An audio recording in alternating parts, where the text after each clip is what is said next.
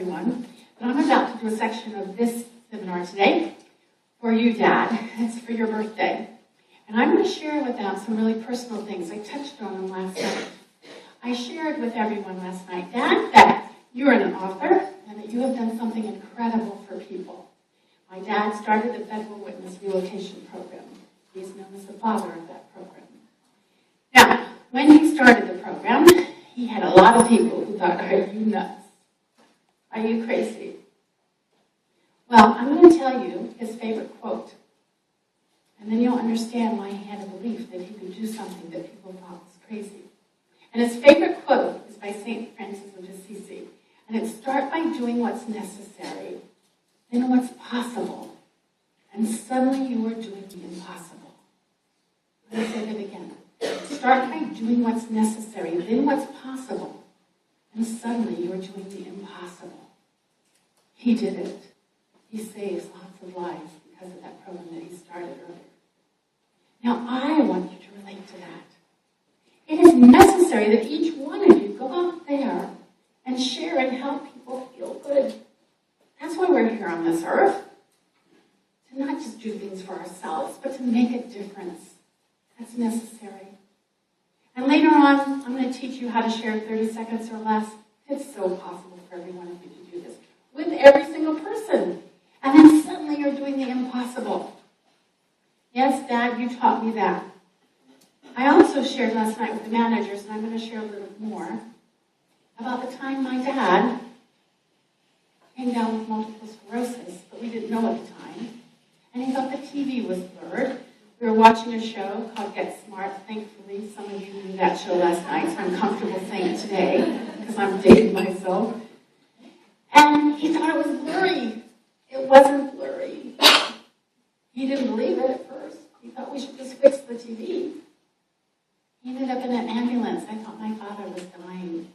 I didn't think I'd see him again. They diagnosed him with multiple sclerosis. He came home. Now, my dad had always been one of those guys who, he made you believe he could do everything.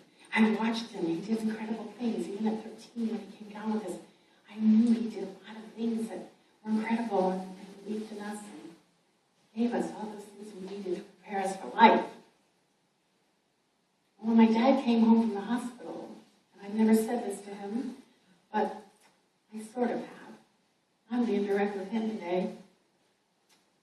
He wasn't the same person. He just was laying on the couch. And I would come home, and he didn't have a lot of interest in things. And I said to him one day, Dad, when I come home tomorrow, we're going for a walk. I gotta get out of here and get out. And he said, well, I'm not able to see. And I said, it doesn't matter. You don't need to know how to see. You can't need to see right now. I can be your eyes. I can see. We're going for a walk. I came home that next day knowing that I was getting my dad out for a walk. And we did. And in this book, he writes about how that day helped him because he was scared. He was worried. However, as he walked around, he said, wow, there's a bright, big world out here still. He said that people were saying, hello, Mr. Sherman. It felt so good to him. Now I'm back to you all. Dad, that was your message. But stay tuned for a little surprise in a minute. I want you to understand there's a big, bright world out there. Some of you aren't experiencing it. Some of you say, if it happens, oh, well, it happens. Oh, I haven't been on a vacation for a couple years. Okay, well, maybe next year. There are plenty of leaders right now in this room who are those eyes for you, even if you're not able to see right now. It's really true. The hardest thing in the world is to sometimes do this sort of checkup from the neck up and evaluate how you really feel about yourself.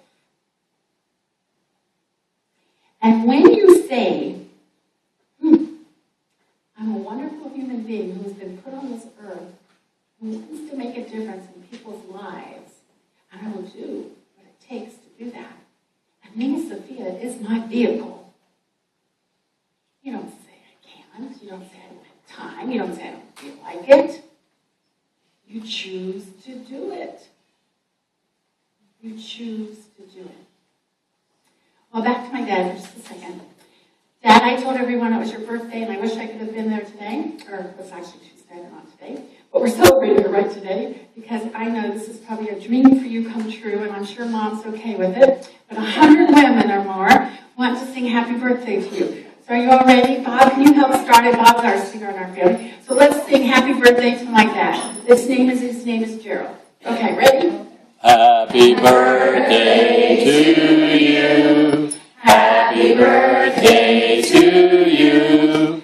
Happy birthday, dear Gerald. Happy birthday to you. Thank you.